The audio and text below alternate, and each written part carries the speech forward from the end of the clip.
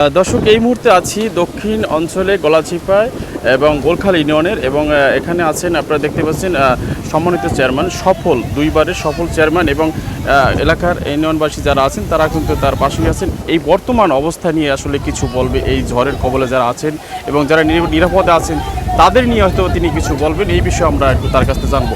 আসসালামু আলাইকুম। ওয়ালাইকুম সালাম। জি, এই বর্তমান অবস্থাটা নিয়ে একটু যদি বলেন এবং আপনার যারা এলাকাবাসী আছে তাদের উদ্দেশ্যে আসলে আপনার কী বলার এবং কতটুকু কাজ করেছেন আপনি নিরাপদে থাকতে পারবেন বলে আমরা আশা করি। বিসমিল্লাহির রহমানির রহিম। আমি মোহাম্মদ নাসির উদ্দিন, চেয়ারম্যান ২ নং গোলখাল ইউনিয়ন পরিষদ। আসলে ঘূর্ণিঝড় রেমাল যে কোনো সময় আমাদের উপকূলীয় অঞ্চলে আঘাত হানতে পারে। আমরা খুব বঙ্গোপসাগরের নিকটবর্তী এই গলাচিপা উপজেলা, তাই আমরা প্রশাসনের নির্দেশক্রমে আমরা সার্বক্ষণিকভাবে জনসাধারণকে সচেতন করেছি এবং নিরাপদ আশ্রয় যাওয়ার জন্য তাদেরকে অনুরোধ জানিয়েছি। ইতিমধ্যে আমাদের গোলখালী ইউনিয়নের প্রত্যেকটি সাইক্লোন শেল্টারকে আমাদের আশ্রয়কেন্দ্র খোলা হয়েছে এবং সেখানে তাদের যাওয়ার জন্য আমরা অনুরোধ জানাচ্ছি এবং যে কোনো সময় আঘাত হানতে পারে, তাই তারা সেই নিরাপদ আশ্রয় গেলে সেখানে আমরা শুকনো খাবারেরও ব্যবস্থা করব এবং যাতে জনগণ জানমালের নিরাপত্তা নিয়ে সেই সাইক্লোন শেল্টারে পৌঁছতে পারে সেজন্য এই দেখতে পাচ্ছেন স্বেচ্ছাসেবী টিম, সিপিপি, ইউনিয়ন পরিষদ সহ আমাদের দলীয় লোকজন এখানে আমাদের সাথে কাজ করছে। আচ্ছা, আরেকটা জিনিস আপনার কাছে জানতে চাচ্ছি, সেটা হলো যে আমরা একটা আপনাদের এলাকাবাসী যারা আছে তাদের কাছে আমরা খবর নিয়েছি যে অনেকেই বলে যে ক্ষতিগ্রস্ত হওয়ার পরে অনেকেই আসলে আমাদের জায়গায় পৌঁছাতে পারে না, যেটা খাদ্য সামগ্রী দেওয়ার জন্য যেটা পৌঁছানোর ওই ব্যবস্থাটা আসলে তারা ওই সময় দিতে পারে না। যদি আমাদের আগে দিত তাহলে আমাদের হয়তো বা সমস্যাটা কম হইতো। আসলে এই বিষয়টা আপনি একজন প্রতিনিধি হিসাবে কীভাবে দেখছেন? আসলে আমরা এখন যে ঘূর্ণিঝড় যে কোনো সময় আঘাত হানবে এই পূর্ব আমরা প্রস্তুতি নিচ্ছি। আমরা আশ্রয়কেন্দ্রে যেতে তাদের অনুরোধ জানাচ্ছি এবং আশ্রয়কেন্দ্রে গেলে আমরা তাদেরকে যে স্বাভাবিকভাবে যে শুকনো খাবার সেটা আমরা নিজেরা পৌঁছে দেব।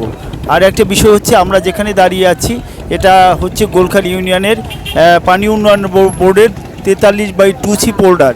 এই পোল্ডারে 25 কিলো রাস্তা বেরিবাদ হয়েছে এবং অনেকগুলো স্লুইস গেট হয়েছে।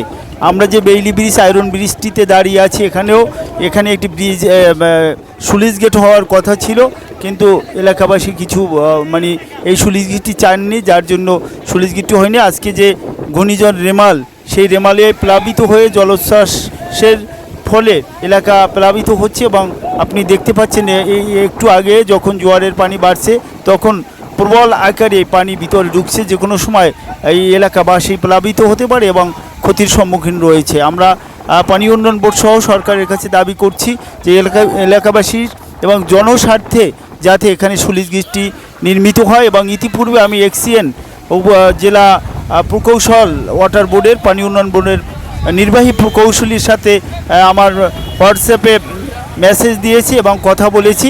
তিনি আমাকে আশ্বস্ত করেছে এটা পরিদর্শন করবে। আর আমার এলাকায় 2টি জায়গা ওভারফ্লো হয়ে রাস্তার ভিতরে পানি ঢুকেছে, এলাকাবাসী জলেকা বাজার এবং এখান দিয়েও প্লাবিত হচ্ছে। আর একটা হচ্ছে সুহুরি মুসুরিকাটি স্লুইস গেট, সেখানে উপজেলা জেলা প্রকৌশলী পানি উন্নয়ন বোর্ড তিনি কিছু জিও ব্যাগ ইতিমধ্যেই পাঠিয়েছেন, কার্যক্রম চলমান আছে।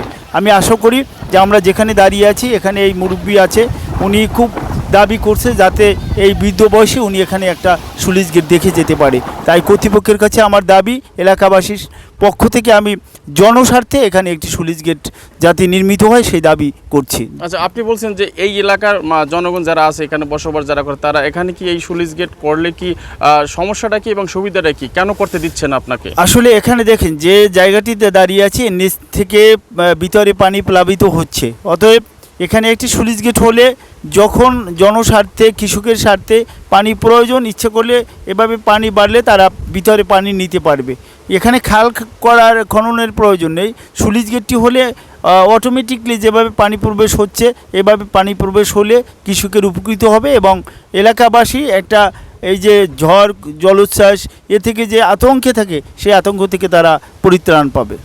আচ্ছা, সর্বশেষ এই বর্তমান যে ঘূর্ণিঝড় যে প্রবলিত হচ্ছে আসলে এই বিষয়ে আপনার এলাকাবাসীর উপরে কি বলবেন আর নির্দেশনা কি আপনার? আমাদের প্রশাসন কর্তৃক আমাদের যে নির্দেশনা রয়েছে, যারা আসলে আশ্রয় কেন্দ্রে যাওয়ার জন্য নির্দেশনা আছে এবং আমরা অনুরোধ জানিয়েছি ইতিমধ্যেই যে যারা এই সন্ধ্যার আগেই যেন তারা আশ্রয় কেন্দ্রগুলিতে পৌঁছে যায় এবং এলাকাবাসীতে অনেক পুকুর প্লাবিত হচ্ছে, তাতে তাদের মাছের ক্ষয়ক্ষতি হয়েছে, কিছু পানের বরজও ক্ষয়ক্ষতি হয়েছে।